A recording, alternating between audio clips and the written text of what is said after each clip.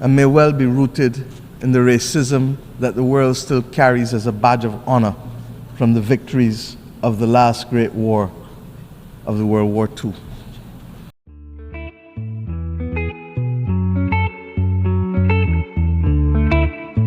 A small island nation with no nuclear weapons, no veto power, and no empire. Yet its prime minister shook the UN General Assembly with words that could not be ignored.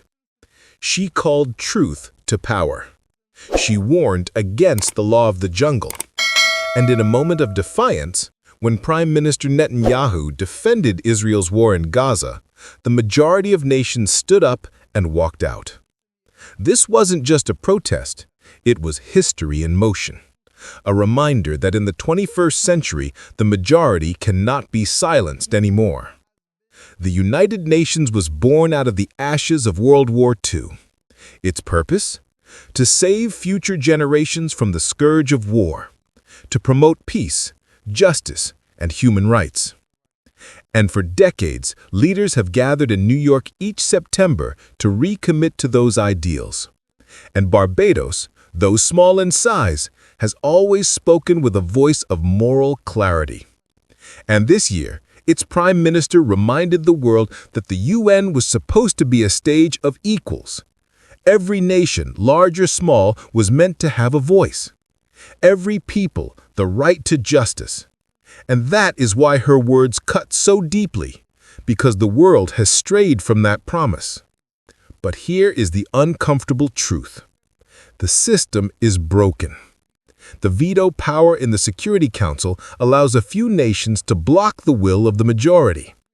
But powerful countries use sanctions, military force, and financial systems to punish smaller states.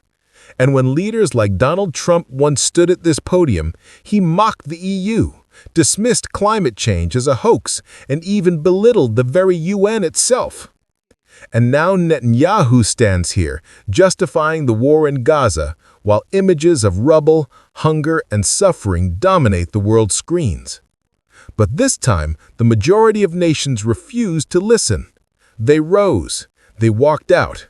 Their silence was louder than his words. It was the clearest signal yet. The law of the jungle may be imposed, but it will no longer go unchallenged. Then came the Prime Minister of Barbados, its resolution lies a leader of a nation with fewer than 300,000 people. Yet her in the words same carried way the that weight the 20 of million millions pound who are sterling tired debt of hypocrisy, that was tired incurred of by the double British standards, government tired of only being was ignored. repaid She in said this plainly, 21st the century, UN must almost reset. 200 It years must later, reaffirm its values, so that the notion and of it must move forward unaffordability with the becomes majority, a non-issue not be held hostage once by we the few. recognize that the She did solution not to name reparations names, must be but everyone knew multi-generational she was and speaking to grounded those who in use development. power as a weapon. Mr. To President, Trump's of mockery of necessity, international cooperation, the reset must to also be Netanyahu's characterized by dismissal of institutional international reform, law. which has Then to she made start it in the clear, United Nations small councils. nations are not powerless. These councils suggest that some are full members, and others are only part members, and some may be part-time members, and some may be occasional members. All of this has no place in the 21st century. And the anger and the mistrust of our citizens in institutions, in leaders, in multilateralism, and in the processes which exclude while yielding much talk and little action is very real. Their voice is their weapon. Their unity is their shield. Their demand for fairness is unstoppable. This is the turning point. For decades, smaller nations felt they had no choice but to listen, to bow, to be silenced. But not anymore. The walkout during Netanyahu's speech proved it. Dozens of nations across continents left their seats empty, a silent protest that spoke volumes. Then the message was unmistakable. No one leader, no one nation, no one army can silence the majority. And in that silence, something powerful happened. The world remembered that the UN was not designed for the few. It was built for all. In some instances, even infrastructure. If ever there was a time to pause and to reset, it is now. Collectively, Collectively as an international community and individually as leaders in each of our countries, we must now deliver new opportunities and solutions to these crises which dampen economic growth, which restrict the ambitions of our people and numb our sense of the beauty and goodness that the world ought to be offering because it has it to offer.